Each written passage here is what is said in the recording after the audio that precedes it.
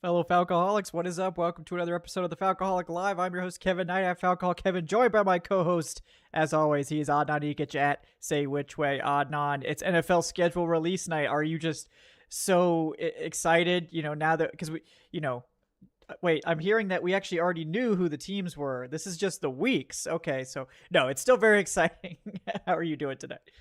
I'm doing well. I'm actually really impressed that we started on time tonight. Well, we almost never do that. It's Yeah. normally always closer to like 8:05, 8:06. Yeah, I know there's some late arriving viewers that are, going to show up at like 8:06 and be like, "What? Wait, what do you mean they've been talking for What? like 5 minutes already?" Yeah, we gotta do some where we start right at 8, so that way we can get people to actually be in here waiting at 8 o'clock. But we'll work on that over time. We got all off season to get back on schedule here. But yeah, guys, we got schedule release to talk about. We've already heard the biggest piece of news, of course, which is that the Falcons are slated to have not one, not two, not three, but four primetime games at least that we know of in the 2024 schedule after having zero in 2023. So, what a difference a quarterback can make, certainly for your team, and two quarterbacks even in the case of the Falcons. So we'll see what the rest of the schedule looks like. We'll get to that. We'll start talking about that, and then we will be joined shortly by Aaron Freeman. He's, I believe, coming off another show. So as soon as he wraps up, he'll be over here to join us and talk about this schedule release. So. Yes, and I know that it is officially released now, so you can, we'll all be like monitoring. I believe it's all been tweeted out, like almost like it was coordinated on, that all of the team accounts sent out the schedule all at once. So, uh, but yes, I know the Falcons just dropped their video, so I'm sure we'll be breaking that down at some point. I know it's supposed to be NFL Street themed, so that seems like a fun time, but. They Before, do a good job with that stuff. yeah, I yeah. I really enjoyed the Game of Thrones one a few years ago. Mm-hmm. That was very fun. And yeah, I feel like that's one of those where if you're in the media room for any of these NFL teams, you can really sort of have your creative juices flowing a little bit. And I'm sure it's a very exciting time and a very fun time for them. Yes, it is. So we will get to break that down in just a moment, folks. Before we do, real quick, going to bring you word from today's sponsor, betonline.ag. Folks, betonline is your number one source for all your summer sports this season, from MLB, golf, NBA, and NHL playoff stats. Adnan, if people had bet on the Hawks getting the number one overall pick in the NBA draft, how much money do you think they would have made off of that transaction? Well, a lot, because the Hawks had a 3% chance of getting that number one pick. And nobody should ever bet on the NBA draft lottery, No, because no, the it's odds terrible. are literally set. Mm-hmm. And sorry, I'm eating Skittles. And these sports books like give you worse odds than what the odds are that are already set. So you have to be, Yeah. you know, you go call a number if you're betting on the NBA draft lottery. But you know what? Go Hawks. Number one pick. Man, I'm so excited. Yeah. I'm so excited. This is just what we needed. Well, that's what I had heard, was that the draft was kind of weak except for the number one pick. And it's like, oh yeah, it's still a good number one pick, but like, after that it's a little bit interesting. But yeah, I'm Yeah, excited hey, to see what happens that's there. not my problem. No, I don't give a fuck I about don't what care. happens Yeah. after the number one pick, Yeah. See, this is Yeah, just proof that tanking never pays. yeah, Tanking never pays, Pistons. So. I'll leave that to the Wizards fans and the Pistons fans to worry about. Mm-hmm. Yes, this is an NFL show. In case you guys are tuning in right now, you're like, "Wait, why are we talking about the Hawks?" But, but guys, you can get all the latest stats, news, and scores available as you follow your favorite teams on your path to the playoffs by going to betonline.ag. The latest team matchups, odds, lines, player props, and just about every sport out there, they've got it. So what are you waiting for, folks? Head to that website, betonline.ag today, or use your mobile device to get in on the action. BetOnline, where the game starts. All right. Well, let's real quick. I have seen the full schedule. I'm still, processing. But before we get into the schedule itself, let's talk about the big deal, which is, of course, that the Falcons, after not having any primetime games in last year, for the first time in recent NFL history, I think that the Falcons didn't have a single one. They now have four just a year later. What a difference one offseason can make, Adnan. Yeah, and I mean, it's a huge difference that, let's be honest, the quarterback position has made, because I feel like the Falcons already had a very good, promising young team last year, especially remember after the draft pick of Bijan Robinson, one of the most exciting draft picks made in last year's draft. I remember watching literally right after the draft ended, they led Sports Center with the Bijan Robinson pick. Well, they led Sports Center after with the Falcons pick this year as well, but for different reasons on that one. But yeah, it was like such an exciting conversation and such an exciting time, and I feel like the one thing holding the Falcons back from getting a large number of these nationally televised games last year was the questions at the quarterback position. And looking back, you know what? The national TV partners made a hell of a decision shutting the Falcons out because, nobody was trying to watch Desmond Ridder on national television. But Kirk Cousins is a proven commodity, even though he, has historically and, rather infamously had some of his struggles on prime time in the past. He looked pretty good in prime time last year with the Vikings, though. Yeah. So yeah, it's a super exciting time, and yeah, it is definitely what the difference a quarterback can make, because that sort of has unlocked the entire Falcons like young core to this now national TV audience, because the Falcons sure as hell did not get these games because of what they've done or what they've proven in the past, because they won 7 games last year all the same as the year before. They're getting these games because of what the promise is for the future. And apparently these national television partners in the NFL obviously believe that the Atlanta Falcons are going to be a team to really watch, and they're going to really play a factor. I mean, 3 of the first 4 games are nationally televised games. That's more than the last 3 years combined. Like the last 2 seasons combined, the team has had one Thursday night game a couple of years ago, and that's only because the NFL mandated that everyone has to have at least one a couple of years ago. Yep. And now in weeks 2 and 3, they have more than they had in the last 3 years combined. And the actual primetime games, not this dilly-dally like Thursday night game. No offense to Amazon, the Thursday night game, but let's be honest. The Sunday night game is like, that's the one up here, and then it's Monday night, and then it's Thursday night after that. The Falcons have Monday Night Football against the Eagles in week 2, and then they have Sunday Night Football against the Chiefs right after that in week 3. So, let's roll. And another Monday night game, week 16 against the Raiders as well. So that's what, 4 in one season. That's more than I could ask for, and that's honestly more than I even expected, to be honest. Yeah. I was thinking 3. So 4 is definitely a surprise, and it is just 4 officially. But I mean, I'm not complaining about that, certainly. I think more than 4 would have been pretty aggressive. But yeah. The Jets have 6 in the first 11 weeks, by the way. So I think they had like 6 last year too. So, that worked out great. Yeah. Jets. That worked out fantastic, right? But yeah, the Falcons have quite a tough opening stretch, a pivotal opening stretch, you could say, in the first 6 weeks, where they will face the Pittsburgh Steelers at home in week 1, and they kind of have to win that game, right? And we'll come back and break these down, of course, a little bit more when Aaron gets here and stuff too, but just sort of a quick glance. Week 2, they're in Philadelphia for Monday Night Football, which is, the Eagles were a beatable team last year, particularly on the defensive side of the ball. But going to Philly is tough. Like, that's always a tough out when you have to go to Philly. That's one of the toughest stadiums to play in, no questions asked. And then immediately another primetime game. They face the Chiefs at home on Sunday Night Football in week 3 in what is probably going to be the most watched Falcons game of the season, more than likely, unless we make the playoffs. And then we're at home in week 4 to face the Saints. I know there was speculation that it would be at the Saints. I'm glad that it's not at the Saints in week 4. That would be especially tough. Week 5, it's the Bucs also at home, and then at Carolina Panthers in week 6. So we get the full NFC South gauntlet there, and 3 tough opponents, 2 really tough opponents. And the Steelers, who knows exactly how tough they'll be, but the Falcons have a really hard time beating the Steelers. So, I mean, it's just like a universal thing. Steelers and Commanders, the Falcons just seem like they can't beat those teams when they do play them. So, I mean, hey, first game, Arthur Smith is coming back, so we'll see if he has a point to prove, and we'll see how that Steeler. The one thing I do like is the Steelers.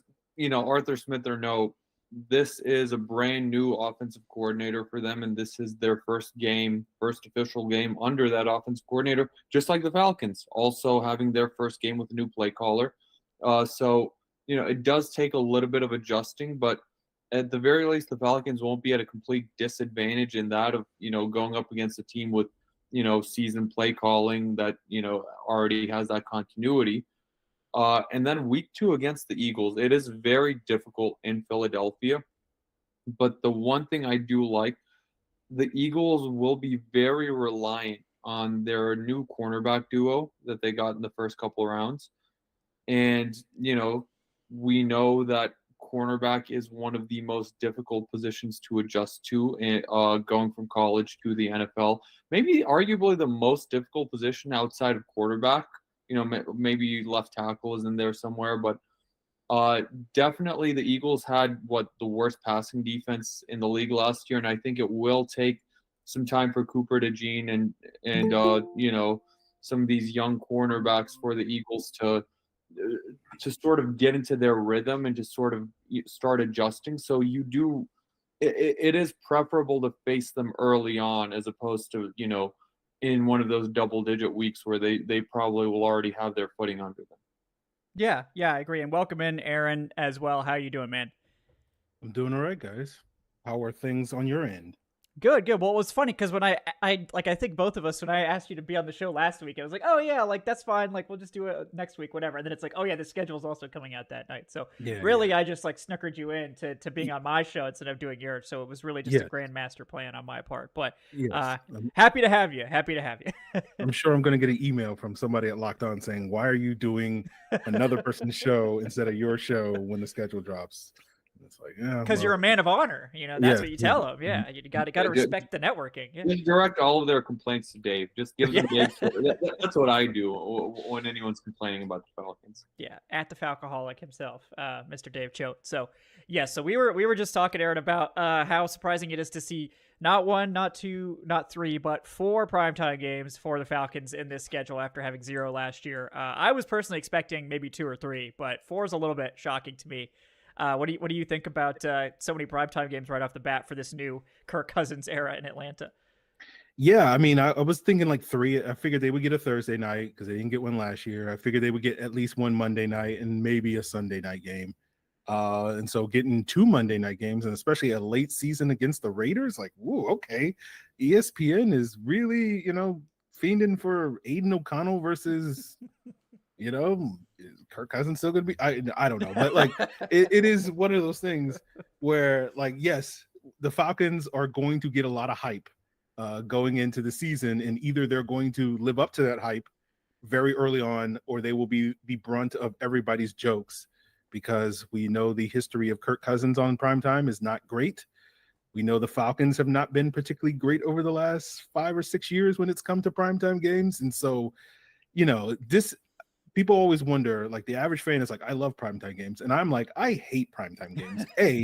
Because you got to cover them and you got to stay up to like 1 o'clock or 2 o'clock in the morning sometimes to cover these games. Like, I'm old, guys. I want to be in bed by 11 o'clock at the latest. Okay. And then the second thing is the Falcons always find a way to embarrass us. And that's the worst thing. Like, my most hated game last year was the Jaguars game, because everybody was watching, at least everybody that got up that morning to watch that game in London.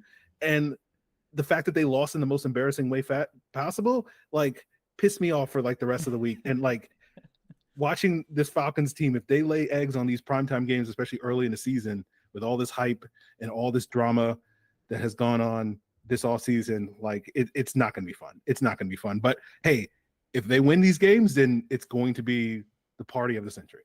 Yeah. It's going to be sink or swim for the Falcons. Obviously, these first, we were talking about the first 6 in particular, is just a critical stretch, right? I mean, you kind of have to win week 1 against the Steelers, because the Falcons do a very bad job at beating the Steelers typically. But maybe they could start turning that around with the new staff and everything. Then you got to go on the road to Philly in week 2 for primetime. Then you got to play the Chiefs. So, good luck with that. At least it is Saints at home in week 4. I know there was a rumor that it was going to be at New Orleans in week 4. It's like, that's just like, that would just be mean. Like it's like, oh yeah, go to Philly, play the Chiefs, now go on the road to face your biggest rival too. Like all in a 3-week stretch. So thankfully they didn't do that. Then you get the Bucs at home on Thursday Night Football. It seems like a hedge on the NFL's part. Like, okay, we're going to get Kirk Cousins early just in case anything goes sideways with this team.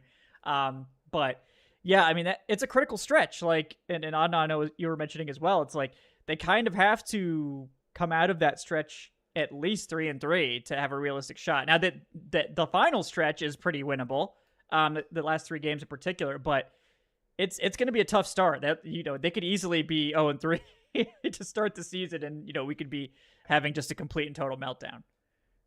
Yes, and it's a good thing to be in the podcast business, right, Kevin? Where fans are melting down and they want to go somewhere where someone can, they can hear someone venting their frustrations, and it's just like it's a great time to be a podcaster. That's all. Those were our highest viewed shows last year, and in all years, honestly, when the team embarrasses themselves and everyone wants to come in and listen to the hosts just losing their mind about it. Yes, I will say we have a new record, and it is the Michael Penix, draft show. Like round 1 of the NFL draft this year is our new record holder at 10,000 views, I believe. So shout out to everyone who joined us for that, and everyone who tuned in later to watch the reaction over and over again. But yeah, other than that, it's been mostly the really bad loss. I remember the failed onside kick most of all. That one was the most legendary post game show. It was a big one. That was a good one. But Jackson lost that a lot too, because it was like 1 p.m. People were mad that they had to wake up early to watch the Falcons do that. Yeah, it's a great day. It was a great day. It was a beautiful day. Yeah, it was a beautiful day, and we had to endure that. So yeah.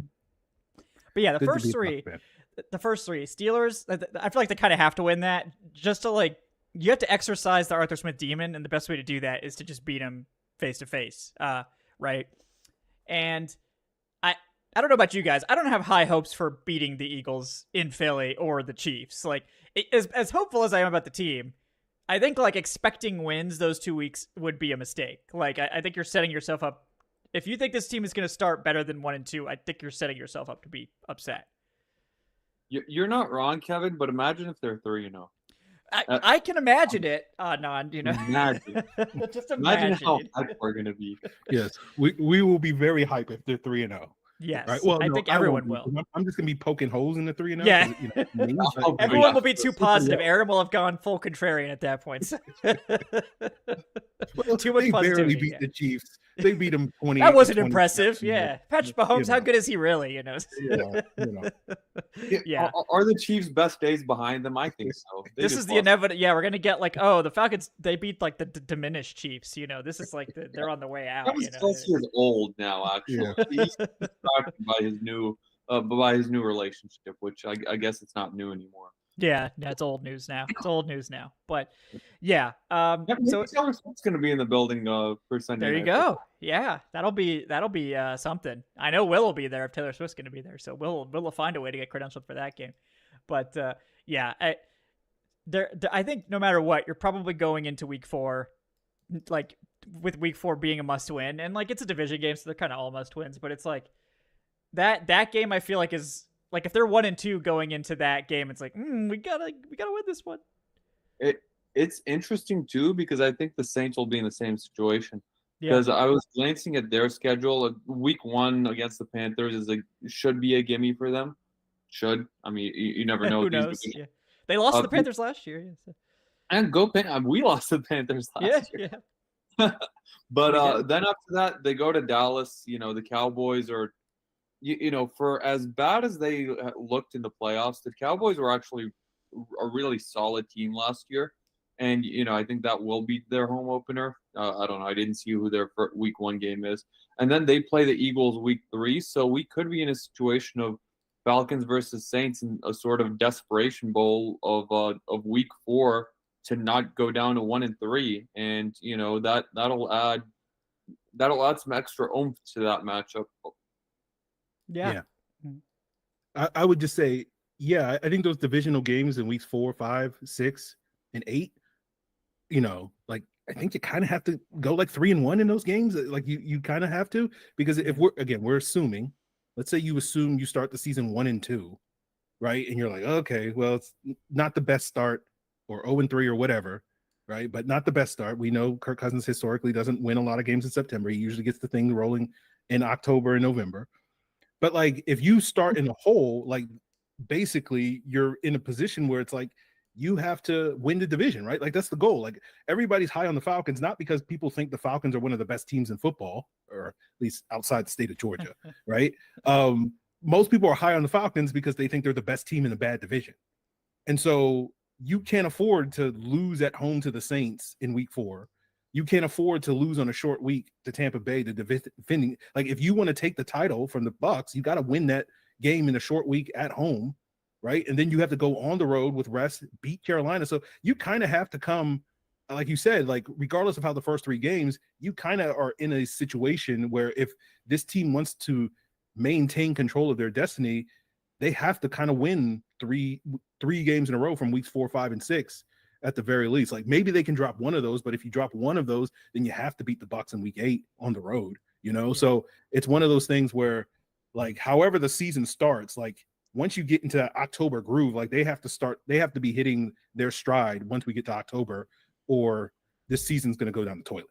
Yeah, because weeks 9 and 10 right after that against the Cowboys, which again, I think I may have a higher view of the Cowboys than most people, honestly. But yeah, I do think that that's a really good team. And then you have to go to New Orleans right after that, which I'm sure any objective fan would probably be splitting the Saints games, the home and away. I mean, not me. I'm not interested in being objective. I'm never interested in picking the Saints or the Falcons. So we're gonna win that game. But yeah, it is, the schedule lightens up a lot at the end of the season. Like after the bye week, and I like the week 12 bye. I really like the week 12 bye. After that, you get the Chargers, which we'll see what they are with Harbaugh. Their wide receiver room is leaves a lot to be desired, but I'm a huge Justin Herbert guy, so we'll see what they're up to at that point. And then at the Vikings, at the Raiders versus the Giants, at the Commanders, and versus the Panthers, I think the Falcons will probably be favorites in every one of those games. But for those games to matter, you have to earn that by keeping your head above water up until the bye week. And if you're around that 500 mark, or maybe even above 500 at the bye week, you are in you have a golden opportunity to really sort of rattle off some wins against some, what look to be inferior opponents on paper, and route to a possible division win and route to some serious momentum going into the playoffs. Now, I know that's a long way down the road, but that's what we're here for right now. The schedule just got released, and we're here to give some immediate takes. Yes, we're here to talk about the road. We know the road now. The gauntlet has been laid. We have to now figure out how they're going to navigate it. So, the first 6 weeks are critical, that's for sure. The Seahawks game in week 7, I think that one's kind of a toss-up to me. Like, I think the Seahawks could be good again, or they could struggle. They're kind of a hot and cold team right now. But I think that's a tough one. But it being at home is helpful. I think splitting with the Bucs and Saints is probably what a reasonable fan would predict. By the time we get to week 8 and week 10, we'll probably have a better idea of those two teams. But the Cowboys at home, like the Cowboys are a beatable team, but they're really good in the regular season. They typically win a lot of regular season games. Where they fail is the playoffs year after year. But maybe we get a chance to face them in the playoffs, but I think beating the Cowboys in the regular season is quite hard. And then, of course, we get the Broncos in week 11. It's always hard to go to Denver and win. I mean, that's just a universal thing, but that should be a winnable game in theory.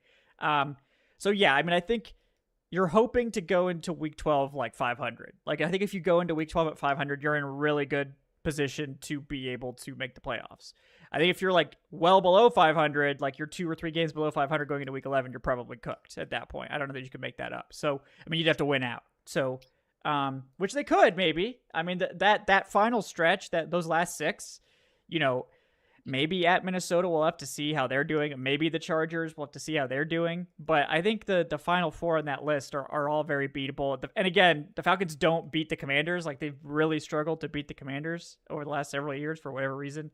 Now it's a completely different coaching staff there now. It's also mostly different coaching staff here in Atlanta too. So like how important are those stats really? But they have a really hard time beating the Commanders. There's no question about that. So yeah, I mean that second set of games, like 7 to 11, that's probably where we're going to figure out if this team is going to be able to make it or not. And over the last several years, that week 7 to 11 phase is typically when this team has fallen off a cliff. Like that's been when we've kind of figured out that they're not going anywhere. So I know last year they kept it going a little bit longer than that, but not much longer than that. We were pretty much depressed, I think, by the time we went into the bye week. Yeah, I think that's true. So yeah, I think it's gonna be a rough start, and then they have to kind of get their groove going in the middle of the season, because it's not going to get easy, but it's like those are games that they have to win. If they're going to be a playoff team, they have to beat those sort of mid-tier teams, like pretty much the rest of the division, like Tampa Bay, New Orleans, Seattle, Minnesota, the Chargers, right? Like you can't go like 500 against those teams, or less than that, and think that you're going to make the playoffs. Like you kind of have to go like, I don't know, whatever the record is, but like something where you have several wins in your favor, as opposed to just like barely inching along. So even though the Falcons, by all accounts, have an easy schedule, right, on paper, because it's just like a lot of lower tier teams and a lot of mid-tier teams, and like 3 good teams in Philly, KC, and Dallas. But outside of that, those are the only teams that you look at are like legit, like most people would probably think they're playoff teams. And then after that, there's a lot of winnable games. And the problem with the Falcons the last several years have been they have a tendency to lose those games. And as you said, Kevin, like you're hoping with this new regime that those are games that they just win. Again, I don't think our I think stock up on your blood pressure medicine, because like it's the Falcons, so there's never going to be a time in our lives where you're just like, oh, this is smooth sailing for the Atlanta Falcons. But like if they can just find ways to win those close games, and you hope with the improved quarterback play and the improved play calling, and we'll see what the defense is. Like I'm not expecting the defense to be improved from where they were last year. I'm thinking They're going to take a step back, but I'm hoping the offense can take 2 steps forward that will compensate for that, because of the upgrade at the quarterback and the play calling. Yeah, it's I already know, like, if you're low on blood pressure medicine, like stock up, because like it's going to be your heart rate. These fourth quarter games are it's always going to come down to the final 5 minutes, like it did the last couple of years. And unfortunately, they lost too many of those games, and hopefully now they'll start winning them. Yeah, no, I agree. I think it's like there's a couple of games that I think could be defining games. Obviously all the divisional games are important, but to me, like from the stretch before the bye, I think I circle that Seahawks game as being like a good sort of barometer, where the Seahawks are another playoff hopeful. I think with Geno, they're a team that, is hoping that they've improved as well. They're hoping to have gotten healthier on the offensive line. Last year, they had just a brutal stretch of offensive line injuries. So I think that, we'll get to see this team tested against some very good teams early in the Eagles and the Chiefs. But the Seahawks, I think, is one where it's like, if you're basing this off last year, you're like, oh, the Falcons aren't winning that game. But if you're basing it off of hope, it's like, oh, well, maybe we should expect them to beat the Seahawks. But, the Seahawks, Mariota. Yeah, we did. Mariota could do it, right? Yeah. Easy dub. Yeah, easy dub. It is just some quirks about the schedule. 3 of the last 4 games before the bye week are all on the road. And then the one home game is against Dallas, which could very easily also feel like a road game, depending on how the team is doing at that point. But yeah, I haven't really, I've only been able to glance at the Falcons schedule. I'm going to go and try to break down the rest advantage in an annual article I do. But I did just look at the Chargers schedule, and one big advantage for the Falcons, because I do feel like that's another one of those like sort of toss-up games that the team could have, depending on what Harbaugh does over there, because I think the Chargers, they can't be as bad as they were with Brandon Staley. But I just don't know. Like, Harbaugh doesn't seem very modern in his approach to the game. So we'll see what happens over there. But the Falcons have a bye week before that Chargers game. And the week before, the Chargers have to play the Ravens on Monday Night Football, which seems like a very brutal test. Yeah. So they'll be on even less rest, so to speak, and they'll be coming off of a very probably emotional matchup against one of the heavy hitters of the AFC. Yeah. So it's not just a schedule, right? It's not just who you're playing, but there are certain factors in play of who are you playing before you face one of these teams, like which of these teams, if any, are going to be coming off of a bye week when they play you. Just like last year, remember the Falcons were playing the Tennessee Titans in Tennessee, a game where they were favored, but the Titans were coming off of a bye week in week 7, and Mike Vrabel had literally never lost coming off of a bye week, except for in the divisional round of the playoffs. So we'll call it regular season bye weeks. So those are just some of the quirks that I'm really looking forward to sort of looking at and breaking down after we're done with the show, and putting that together into an article and publishing it. Yeah, no, I think that's a good one, and I think it's something that we've learned makes a big difference in terms of point spreads and stuff like that too. It's one of those sort of underrated things for sure. So that's definitely an interesting quirk of the scheduling to always keep an eye on. I know last year they got absolutely hosed by the rest, so I guess we'll see if this year's it can't be worse than last year. I don't think so. No, it's not possible, because last year they did not have a single game on the schedule where they had any sort of an advantage rest wise, not even a single day.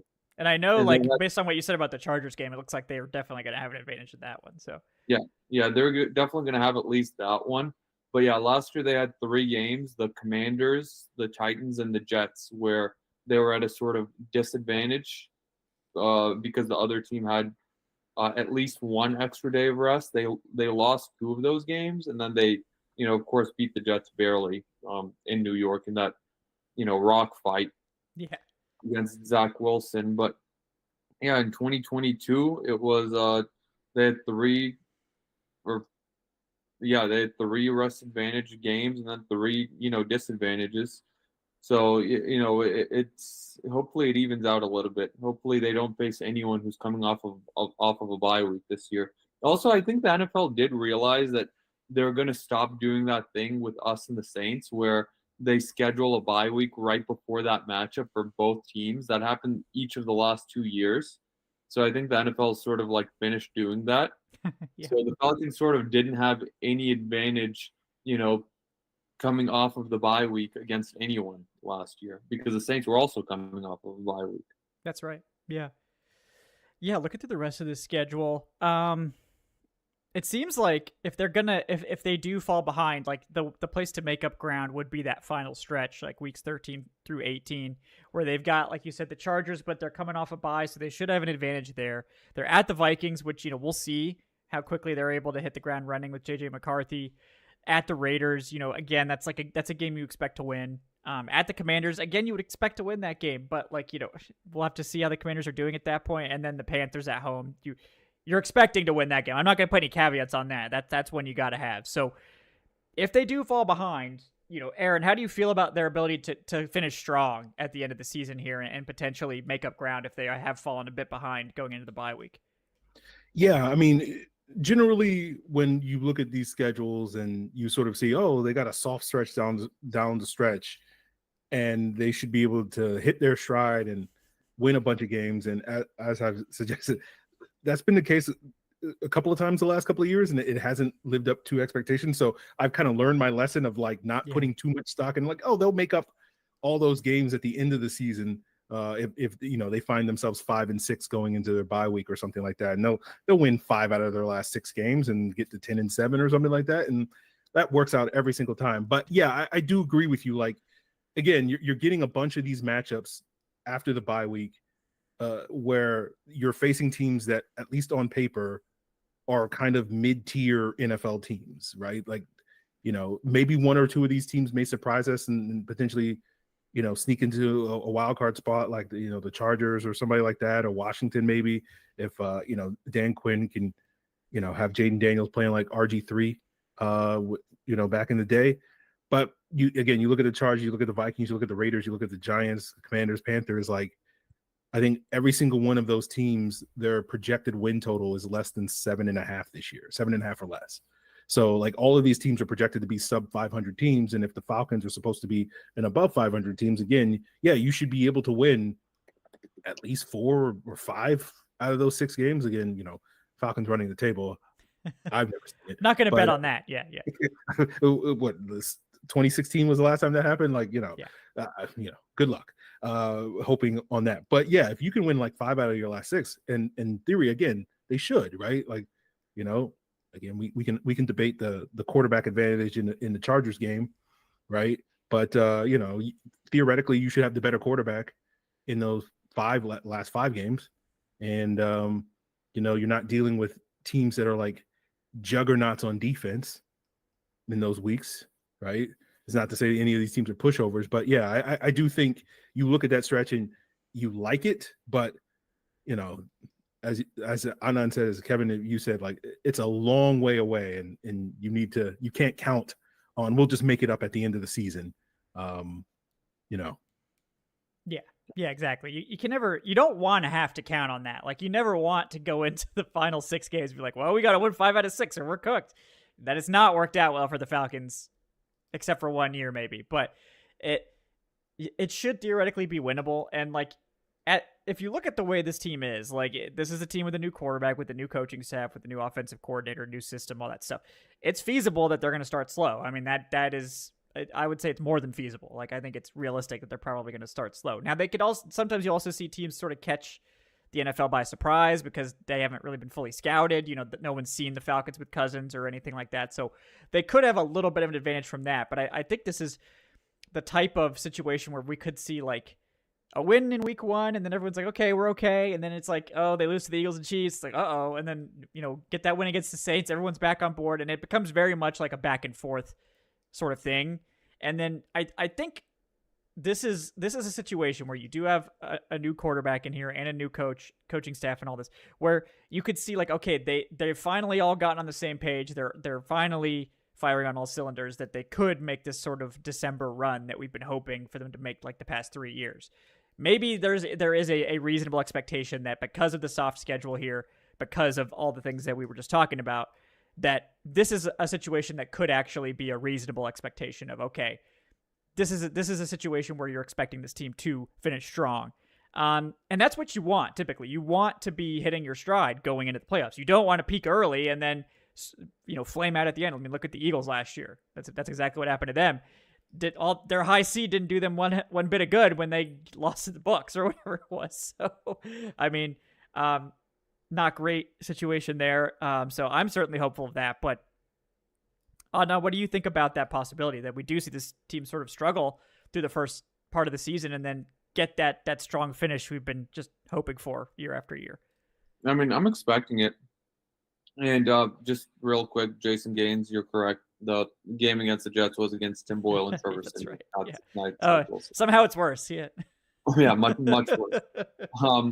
But yeah, the thing is, it's sort of even like maybe even works out in your favor a little bit.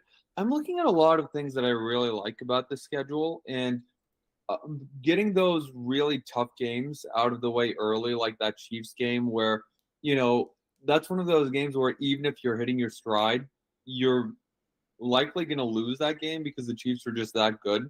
So you might as well, lose that game before you hit your stride, so to speak, if you have a choice. Ideally you don't lose it at all, but, it's not a perfect realistically world. Speaking. Yeah, I think we could probably pencil that one in. Yeah. Yeah, realistically speaking. But, it's one of those things where, if this team is like 2-1 or 3-1, then, it'll be off to the races. We'll be banging that playoff drum very loudly. But a couple of other things that I really like about the schedule One is not many cold weather games. And you know, that's something that always matters when you are a dome team, especially one from the South. At Denver in November, which, you know, could be worse, playing Denver later in the season, and the other one will be at the Commanders. That's late December. Right? That'll easily be the coldest game they have to play in. And the other thing is they only have to go out west for 2 games. One of them is the Raiders, but the other one they go out west against the Broncos, and then they have a bye week the very next week after that. So there's not really going to be a disadvantage to having to go out west when it comes to that geographical, that time zone perspective. So I feel like the NFL really did the Falcons a big favor when it comes to some of these, you know, small quirks that I was mentioning a little bit earlier. Like, you know, it would be, you know, a bit more brutal if you had to go to Denver and then you had to come right back home to play the Saints or something the next week. But now, you know, you get the week off after that. Yeah, I agree. Yeah, I mean, I think this is, you know, the Falcons do start off with a rough stretch, but otherwise I think this is a pretty favorable schedule. I mean, obviously it's a weaker strength of schedule given what we saw from these teams last year, and you never know how that'll play off. Last year it played out exactly as expected. It was projected to be one of the weakest schedules, and it finished as one of the weakest schedules. So, you know, this is definitely, I think, a subtle sign that the NFL is not actively trying to screw the Falcons over, like I think you could argue they were doing last year. Like Adnan said, there was absolutely no advantage in Atlanta's schedule last year whatsoever. They were basically behind in terms of rest in pretty much every game. Rest, like even or behind in every single game. And if you don't think the NFL cares about that type of stuff, I think that you're wrong. I think they have people on this very meticulously laying this thing out. Whereas this year, I think you can look at it as like, it's these things don't, like, I don't think they affect whether a team is likely to make the playoffs or not, but it's a subtle nudge, I think, towards the Falcons being a playoff team. And I think we're all like ready to be like, I don't think anyone is on the Saints anymore. I think people have learned their lesson after the last 2 years with New Orleans, where it's like, this is a team that's just kind of spiraling. They're not like bad enough to get the quarterback of the future, and they're not really good enough to do anything either. They just kind of hover around 500, and they'll beat some teams up, and they'll lose some bad games. And the Bucs are just kind of like the same thing. I think the Bucs are maybe better coached. I mean, they lost Dave Canales, who like rejuvenated that offense. Can they just like keep that going? Can they just like keep the Baker Renaissance going another year with a different coach? I'm not so sure about that. I think the NFL is probably wanting to see a different team from the NFC South in the playoffs. It's not the Bucs that are like barely treading water above 500. It's not the Saints, and I don't think anyone's expecting the Panthers to do anything. So if not them, why not us, right? Why not the Falcons, who've got their shiny new quarterback and you know, what looks like it could be an exciting group of weapons? Why not us? Why not us, Aaron? Why can't the Falcons make the playoffs with this schedule? Yeah, why can't the Falcons make the playoff? Well, because of the Falcons. No. Other than that, yeah. Other than that, yeah. I do think like this is it. Like, you know, because it, you know, we'll see. Obviously, if they win this year, they're not going to have the benefits of having a soft schedule in 2025, right? If they get first place, like they're going to have a first place schedule, and that's going to be considerably harder.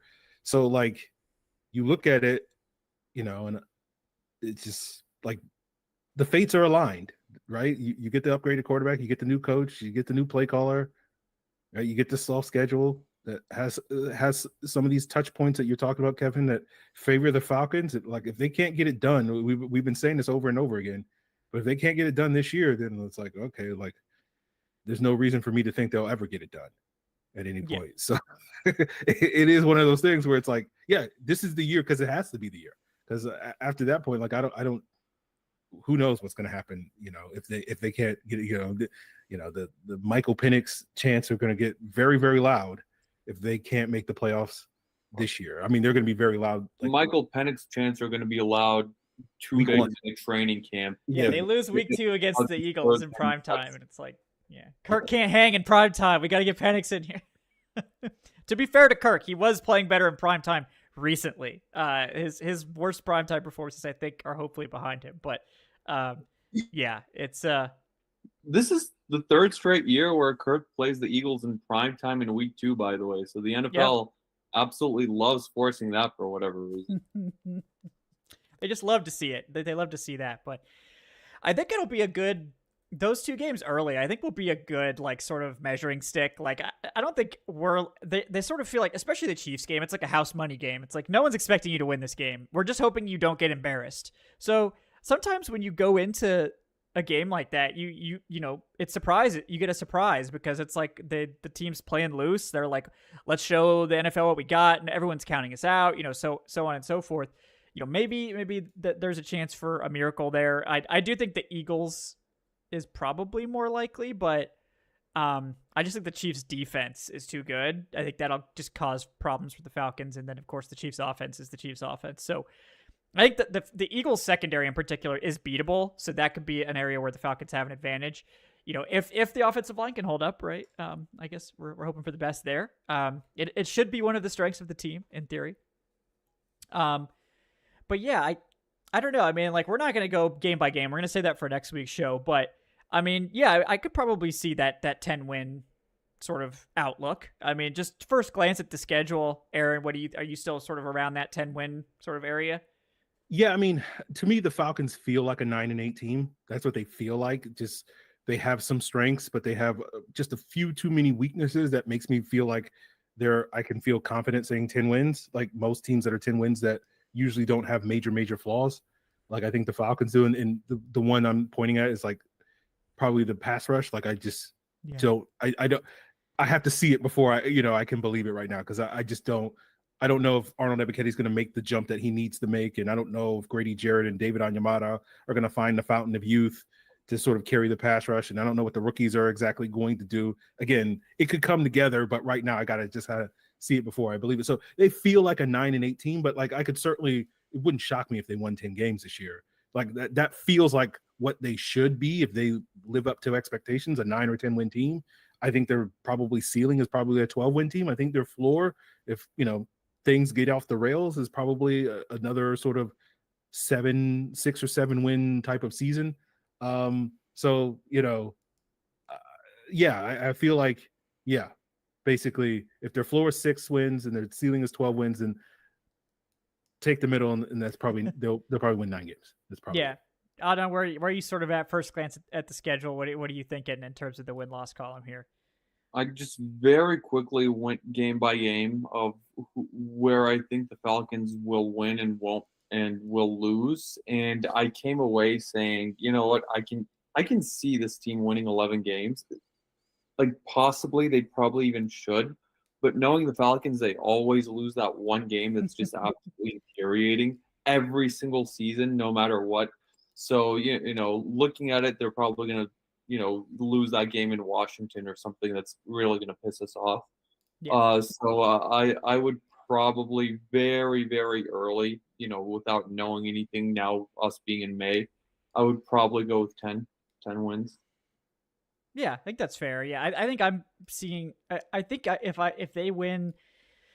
they win out over the last 6, I think they'll win 10 or more games. I think if they can hit their stride after the bye week and finish strong, I think they'll get to 10 plus wins. I think if they lose 1 or 2 games, like if they lose more than a game in that last stretch, they're probably under 10 wins again. It's just that's where the soft part of your schedule is. Like you kind of have to get that and this is obviously extremely early. You guys all know this. This schedule literally released, minutes ago, less than an hour ago. So it's first glance type stuff. Some of these teams on this list are going to be better than we think. Some of them are going to be worse. Good luck figuring out which ones. It's part of the fun every year. That's why there's always worst to first teams every single year. I really don't think it's going to be the Panthers in this division, but it could be one of these other teams. And again, some of these teams are going to take a step back. Maybe it's the Saints that finally do collapse. I mean, they're going to be putting a lot on their rookie offensive line additions to keep that thing afloat. Without Ryan Ramczyk there, I mean that's they've lost a lot on the offensive line. They haven't really been able to replace it like they need to.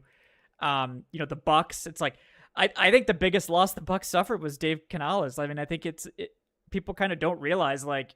He came in and resurrected that offense from a very disappointing offense the year before. and then he left immediately.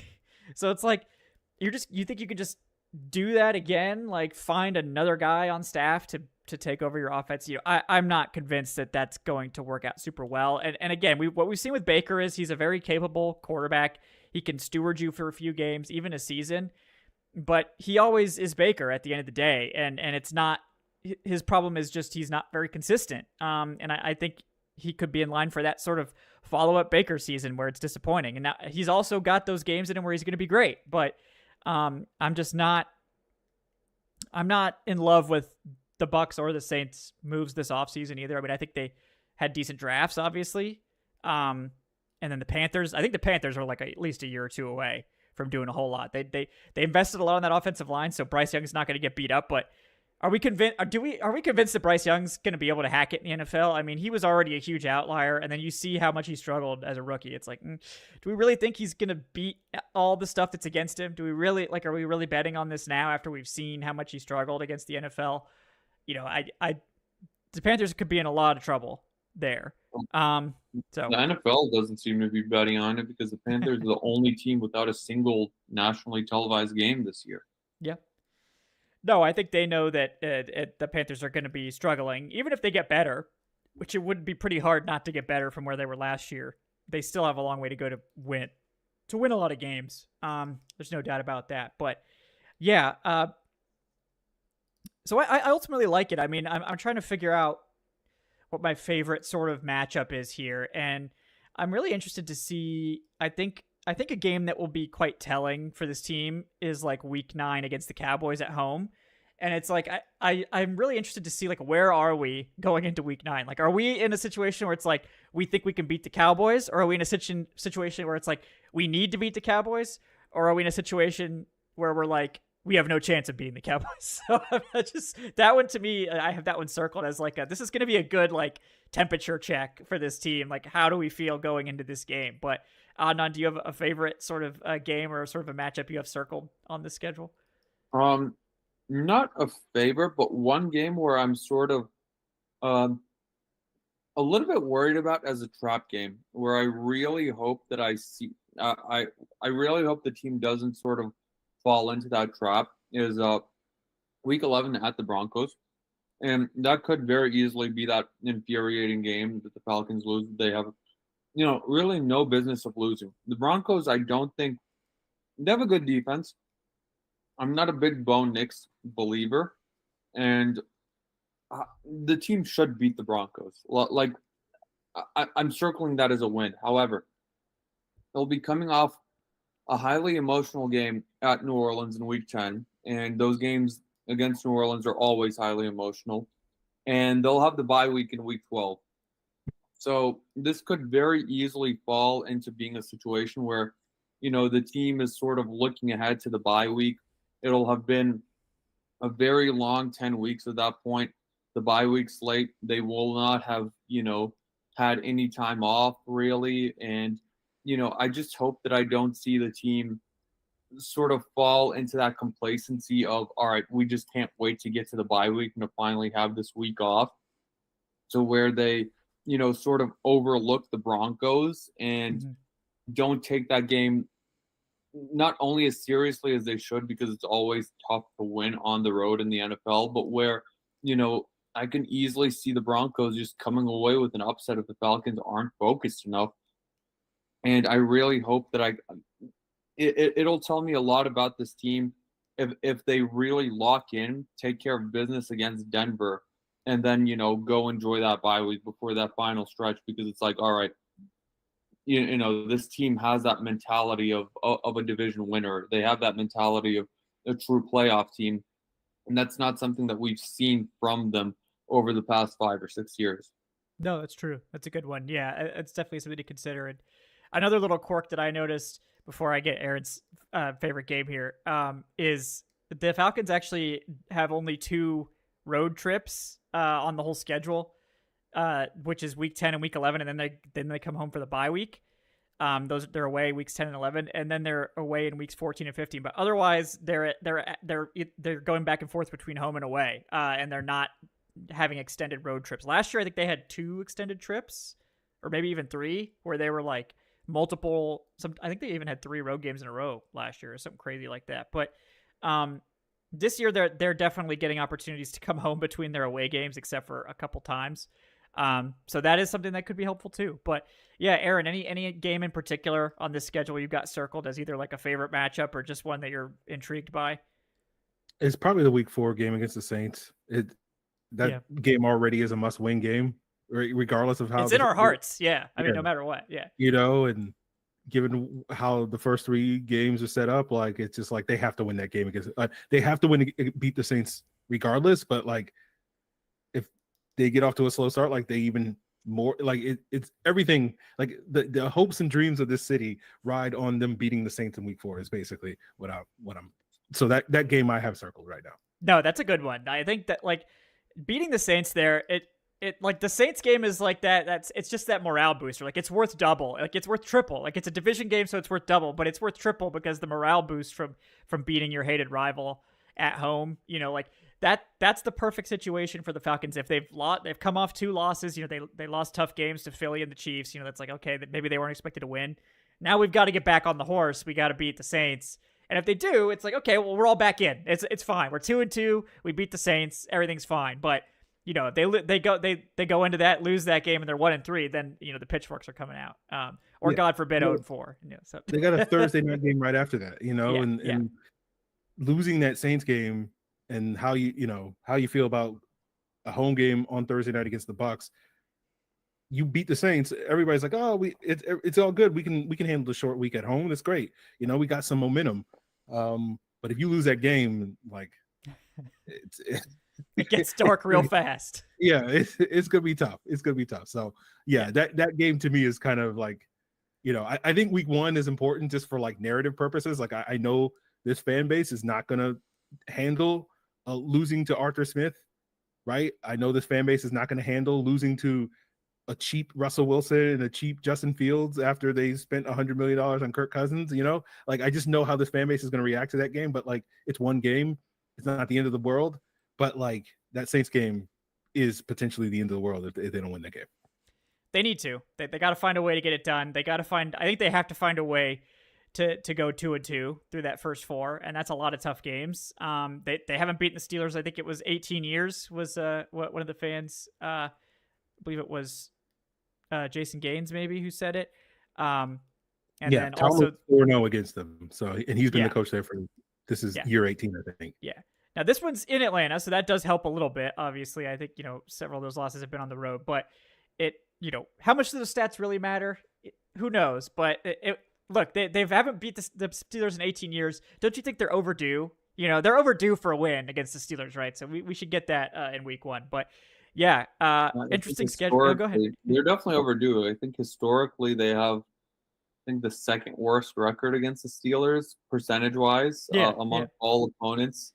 I think that they're only worse against the Colts, and I think that's the biggest discrepancy between one team against another one. Among anyone in the NFL from a percentage standpoint. So yeah, they're definitely overdue. I feel like this is the year. Yeah, we'll be feeling good. I know Steelers Nation, that they travel, and that's one of those legacy teams. But also, I like that that's week 1 because this city always shows out for the home opener. So I like that they're facing either the Steelers or Cowboys at home in that week 1 matchup, because I think that it's going to be 90% Falcons fans no matter what. And, I like mitigating that those road traveling fans between either the Steelers or Cowboys with that week 1 home opener, especially if this team, looks good in training camp. And if they look good in the preseason, and, you remember how hyped everyone was last year, like the first 2 games at home, they were so electric and everything, and then wheels sort of came off later on. But the city's going to show out in that week one matchup, and it's going to be up to the team to continue giving the city something to show out for throughout the entire season. Yeah, exactly. So I'm looking forward to it. This is going to be an interesting schedule. We're going to break it down in more detail next week and do more of a game-by-game breakdown. But wanted to get you guys this schedule release as quick as possible, get it to you live. And I think we've covered the ins and outs for the most part. Well, I know Adnan's going to be taking a closer look here soon with his rest advantage peak. And we'll have more schedule content coming your way very soon. But we're going to go ahead and wrap up for tonight. Real quick, of course, want to thank my co-host, first of all, Adnan Ikic at Say Which Way. Adnan, thanks again. Anything else you'd like to let people know about before we sign off tonight? Yeah, no, just the rest advantage piece. It's an article I really like writing. I always write it up right after the schedule comes out. It's just it's just a fun way to sort of look at the schedule from a different perspective. So yeah, definitely check that out when it publishes. But I don't know when that's going to happen because I haven't started writing it yet. Well, that's okay. We'll keep an eye out for it. Well, you'll hear it here first, folks, when it does come out. But also want to thank Aaron Freeman at Locked On Falcons for taking the time tonight as well. Aaron, anything you're working on that you'd like to let people know about? Well, I've gotten the memo from Dave that I have to actually start writing content this off season. So yeah, we got some articles coming in the coming weeks. The fire has been lit under my butt. I've been taking it too easy this off season. So there will be content at the Falcoholic probably in the next week or so. That should be steady leading into training camp.